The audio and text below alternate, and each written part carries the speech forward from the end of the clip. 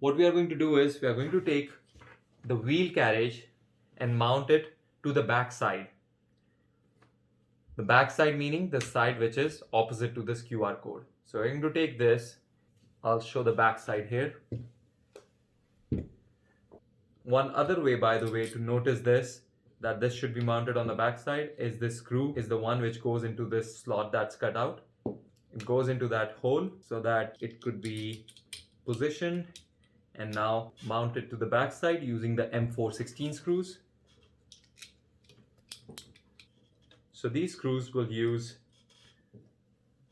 the smallest size of the wrench.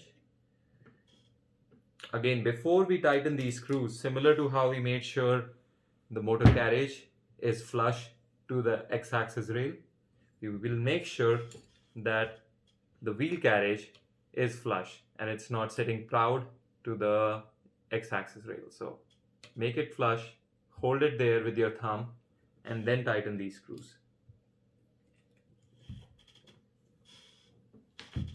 Now once this is tightened, as next step, we are going to take the tensioner, which essentially has similar T-nut configuration that we saw on our Z-axis limit switch.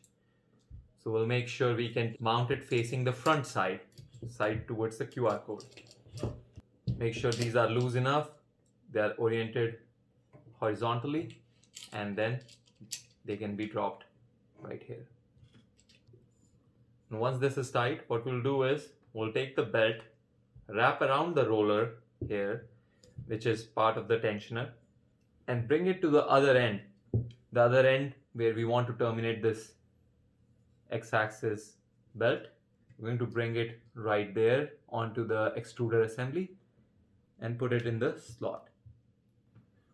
Once this is in the slot and in the groove right here, we can tighten our tensioner completely so that there is no slack left on this cable, while also making sure we are not purposely tightening it too much.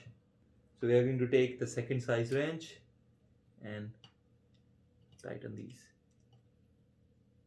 So once you have all this put together, you already have this X-axis carriage assembly. Now one thing to note here is, if your X-axis carriage assembly does not move smoothly and provides a lot of friction while you're moving it, where it's very hard to move it, we can take a look at this extruder assembly and move these wheels such that they allow for easy movement.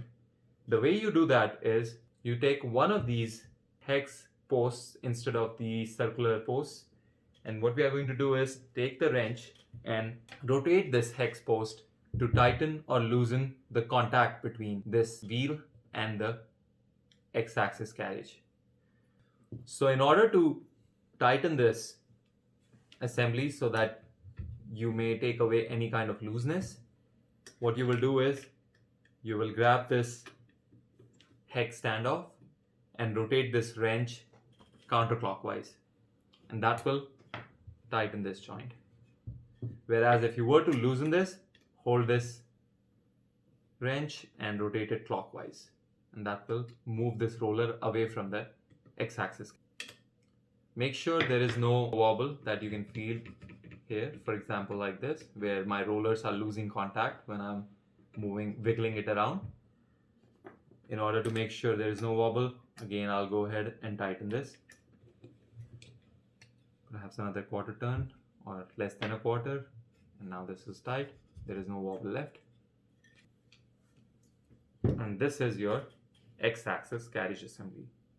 As next step, we are going to take this assembly and mount it onto our previous sub-assembly, and then move ahead and complete the entire printer assembly.